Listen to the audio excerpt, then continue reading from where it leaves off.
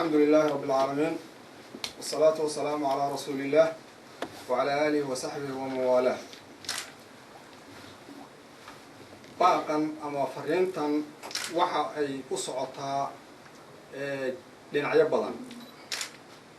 marka ugu horeysa waxa aanu ku wajahaynaa madaxweynaha maamul goboleedka Jubbaland Sheekh Axmed Maxamed Islaam, madaxweynaha dawladda federaalka Soomaaliya Xasan Sheekh Maxamuud, ciidamada AMISOM, urur goboleedka IGAD, African Union iyo UN iyo dhammaan beesha caalamka. baaqaas intaasoo qolo ayuu ku socdaa. haddaan wax yar oo hordhaca aan ku bilaabo, jaamacadda Kismaayo waxaa la aasaasay 1 bishii 9aad 2005. waana jaamacaddii ugu horreysay ee abad gobollada Jubbooyinka laga sameeyo. waxay ka kooban tahay 5 kulliyadood ama 5 faculty: kulliyadda dhaqaalaha iyo culumta maamulka, kulliyadda caafimaadka iyo kulliyadda computer science, kulliyadda tarbiya ama education iyo kulliyadda shareecada. waxaa raaca maxad horumarinta bulshada loogu talagalay. waxaa ka baxay jaamacadda 6 group ama 6 batch ayaa ka baxay. waxa ay muddadaas ayada ah ay shaqeynaysay ilaa hadda way shaqeynaysaa. intaasi waa hordhac. waxaan ka cabanayno ama dhibaatada jaamacadda soo gaadhay laga soo bilaabo 25 bishii 9aad 2012 oo ah maalinta ay duqeeyeen ciidamada Kenya jaamacadda. arday badan iyo macallimiin badan iyo maamul badan ay halkaa kaga tageen oo ku carareen Kenya iyo Soomaaliya qaybaheeda kala duwan. laga soo bilaabo maalinta ilaa maanta on joogno waa 3 sano oo dhadhow jaamacaddu gacantii maamulka way ka maqan tahay. waxyaabaha muddadaas ayada ay lagu qabtay shaqooyin ay qabatay: 1.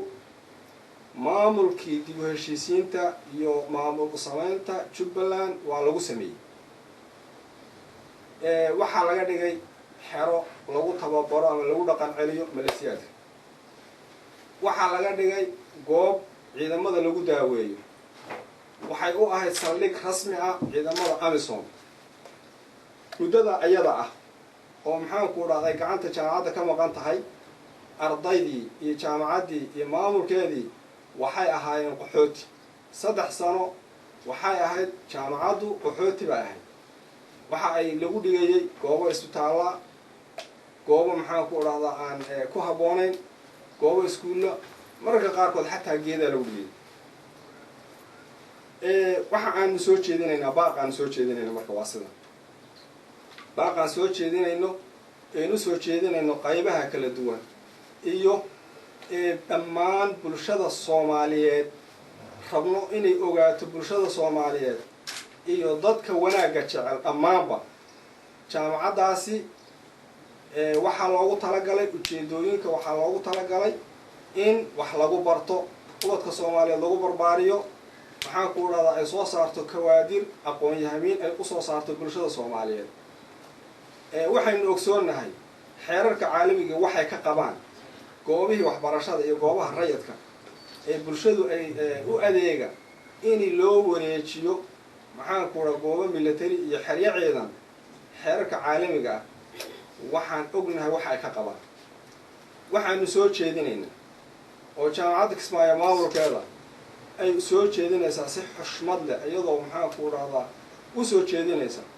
waxaanu leenahay jaamacaddii ha laga baxo sida ugu dhaqso badan, ardaydiina ha ku noqoto hadafkii loogu talagalay ujeedooyinkeeda si loogu qabto. jaamacaddii ha loo banneeyo oo ha lagu celiyo ardadeeda.